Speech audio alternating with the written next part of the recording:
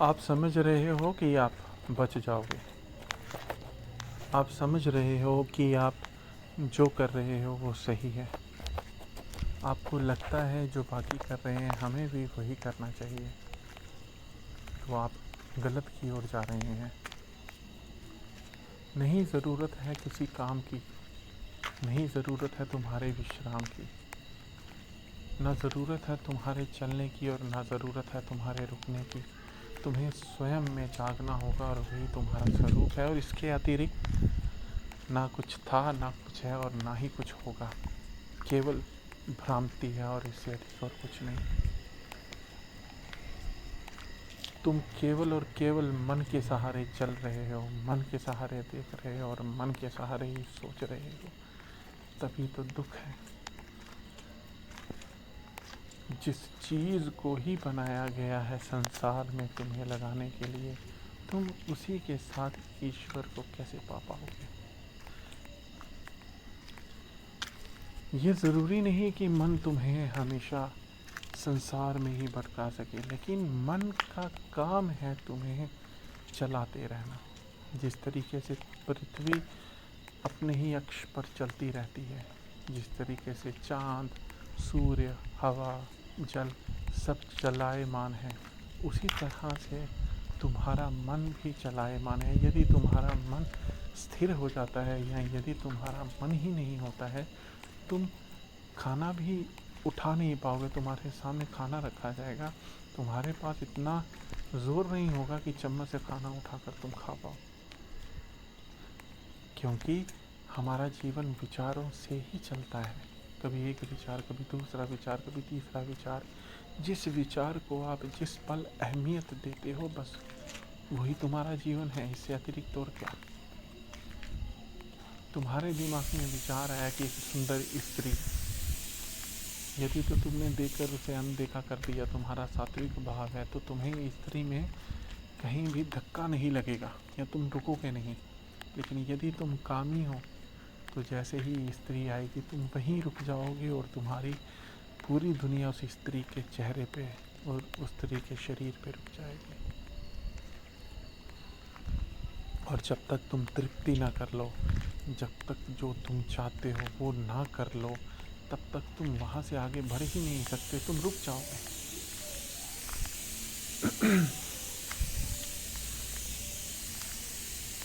एक छोटे बालक ने गाड़ी को देखा।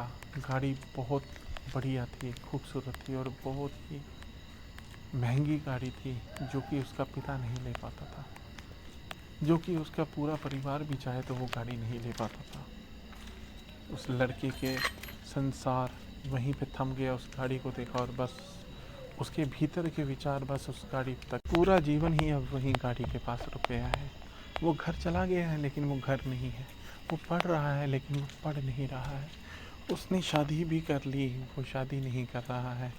वो सोच रहा है तो किसी तरीके से इस गाड़ी को कैसे पाया जा सके।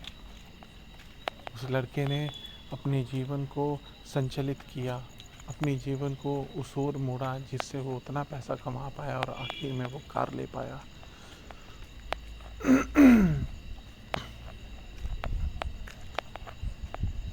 जैसे ही उसने गाड़ी ली, उसके बाद उसका अलग विचार चल पड़ा कि अब इससे आगे क्या, इससे बढ़िया गाड़ी कौन सी, फिर उसके बाद उससे आगे गाड़ी कौन सी। तो जीवन का जो चक्र है वो सदैव चलता ही रहता है।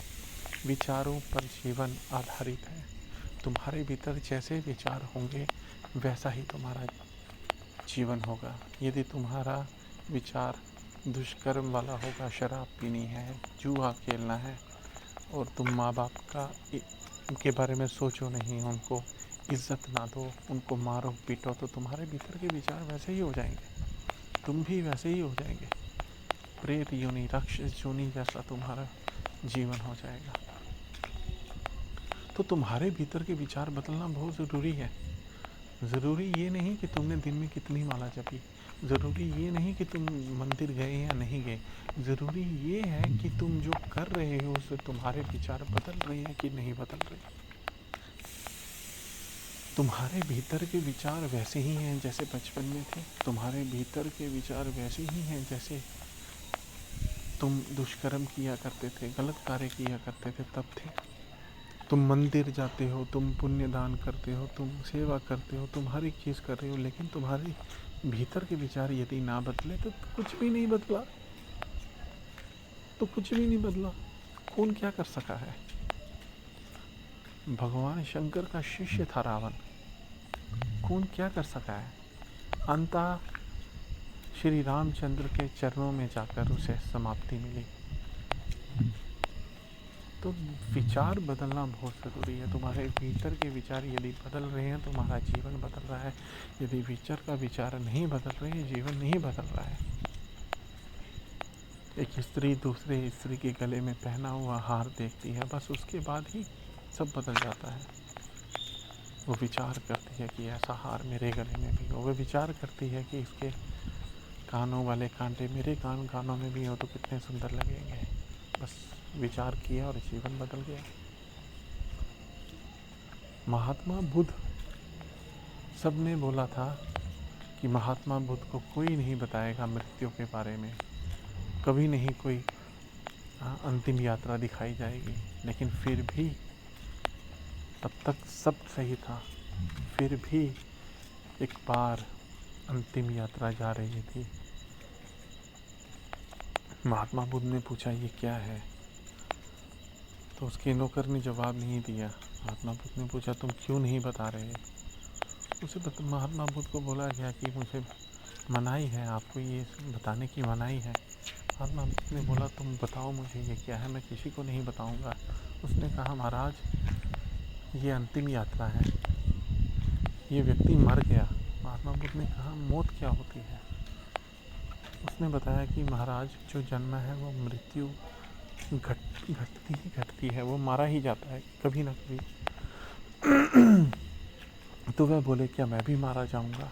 उसने कहा हाँ आप भी मारे जाएंगे, मैं भी मारा जाऊंगा, और संसार में जो जीवित है सब मारे जाएंगे।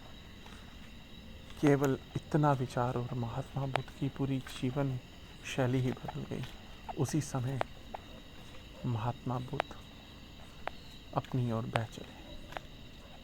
तो जीवन है, जीवन विचारों पर आधारित है। विचार करना ज़रूरी है, लेकिन आप क्या विचार कर रहे हैं, वो आपके दिमाग पे क्या चल रहा है, वो आपको देखना पड़ेगा, आपको सोचना पड़ेगा। चौकीदार यदि अपना कार्य ना करे तो कहीं ना कहीं चोरी हो सकती है। उसी तरीके से यदि आप अपने विचारों पर संतुलन ना करें, अपने विचारों को ना देखें, तो कहीं ना कहीं आप भी विचारों से भटक सकते हैं। तो अपने विचारों को सात्विक करने के लिए, अपने विचारों को सही करने के लिए क्या करना चाहिए? हरिओम का गुंजन करना चाहिए। जैसे आप कहीं बैठे हैं तो ज़रूरी नहीं है चिल्ला के सबको बताना है कि मैं हरि ओम का गुंजन कर रहा हूँ। अपने भीतर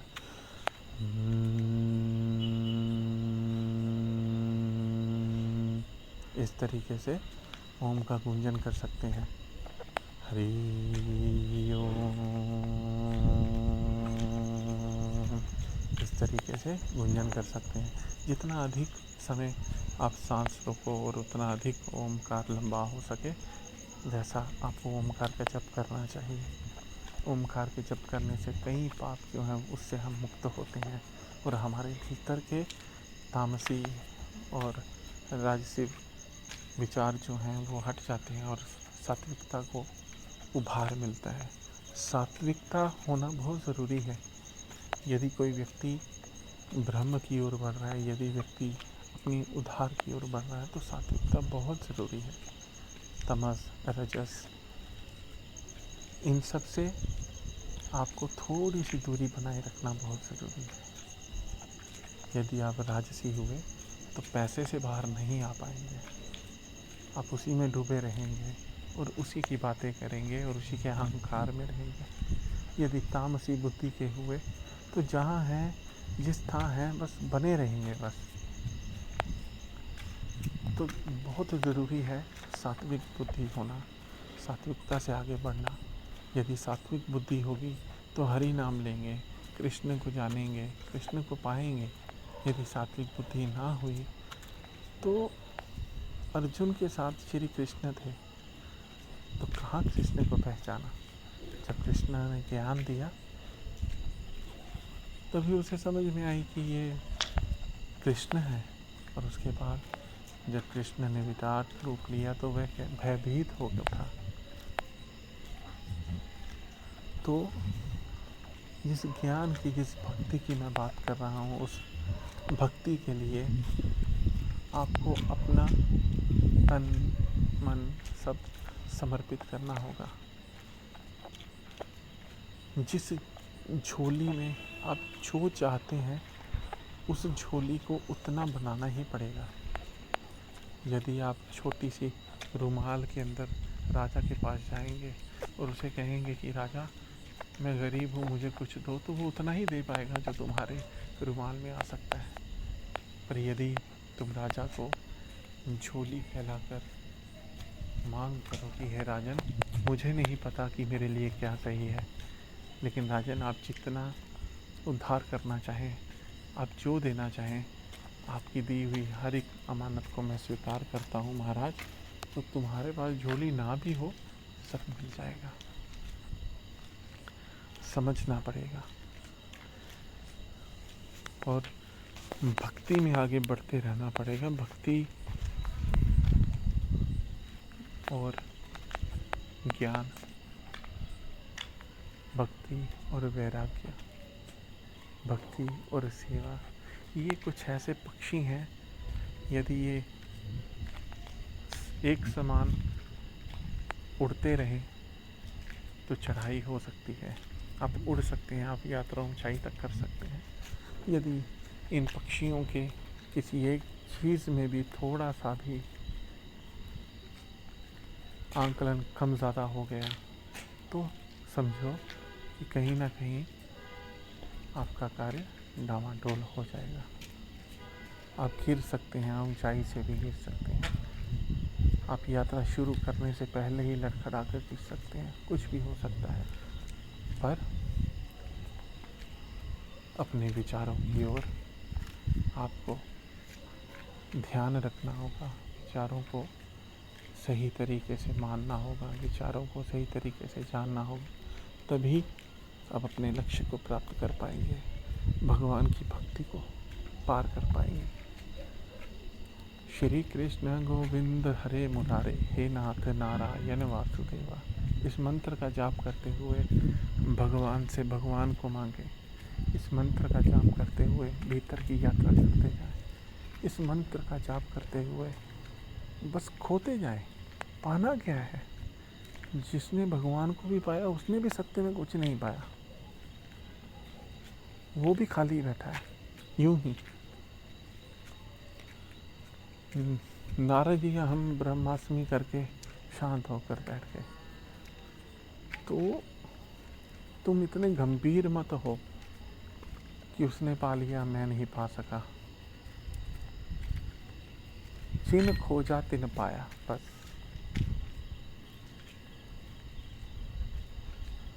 ठीक है, तो आप सबको ये जानना होगा, मेरे द्वारा सत्संग की सेवा की जा रही है। जो प्रसाद भगवान श्री कृष्ण के द्वारा, भगवान हरि के द्वारा, मेरे सतगुरु के द्वारा जो थोड़ा बहुत मुझे मिला है वो प्रसाद मैं बांट रहा हूँ, क्योंकि मुझे किसी ने कहा है कि अपने भीतर रखा हुआ ज्ञान सड़ जाता है, रखा हुआ पानी एक जगह पानी भी सड़ जाता है, बहता रहे तो ताज़ा रहता है। मैं उन्हीं की बात मानकर सेवा कार्य में हूँ। आप इसे सुने चाहे ना सुने, मुझे कोई अर्थ नहीं। आप इसे किसी तक पहुँचाते हैं, मुझे कोई अर्थ नहीं। पर यदि आप सुन रहे हैं तो इसे सुने, इसे सुने और इसका विचार करें। मैं जिस सत्संग को आप तक पहुंचा रहा हूँ वो सत्संग मैं बहुत नीचे आकर कर रहा हूँ, और धीरे धीरे धीरे मैं सत्संग को ऊंचाई की ओर लेता चला जाऊँगा, ताकि जो लोग सुन रहे हैं उन्हें वो विचारमान हो और ज्ञानवान हो और प्रभु तक पहुँच पाएँ, प्रभु तक जान सकें कि मेरे प्रभु क्या है, वो कृष्ण क्या है, वो शिव क्या है, वो गीता क्या है, कुरान क्या है। जय श्री कृष्ण। जय जय श्री कृष्ण।